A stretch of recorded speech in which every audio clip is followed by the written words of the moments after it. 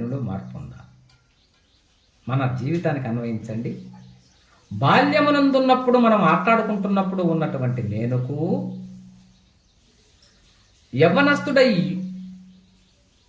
యువ శరీరం కలిగి ఉన్నప్పుడు ఉన్నటువంటి ఆ నేనుకు, ముసలివాడై వృద్ధాప్యమును ఉన్నటువంటి ఇప్పటి నేనుకు, నేనులో తేడాలున్నాయా?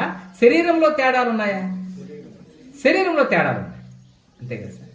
బాల్యంలో చాలా బాగున్నాం, చలాకీగా ఆడుకుంటున్నాం, గంతులు వేసాం, చదివాం, బాగున్నాం. యవ్వనస్తులైపోయాం, మంచి కామ కోరికలతో కలిగి పెళ్ళాం బిడ్డల సంసారం సాగించాం. మళ్ళీ ఇప్పుడు వృద్ధాప్యమునకు వచ్చేసాం, శరీరం మడతలు పడింది. కాబట్టి ఈ శరీరంలో మార్పులు, ఆలోచనలో మార్పులు వస్తున్నాయే కానీ ఆ నేను అన్నటువంటి ఆ స్ఫురణలో మాత్రం, ఆ బాల్యంలోనూ నేనే, ఆ యవ్వనంలో నేనే, ఇప్పుడు కూడా నేనే, రేపు చనిపోబోయేది కూడా నేనే.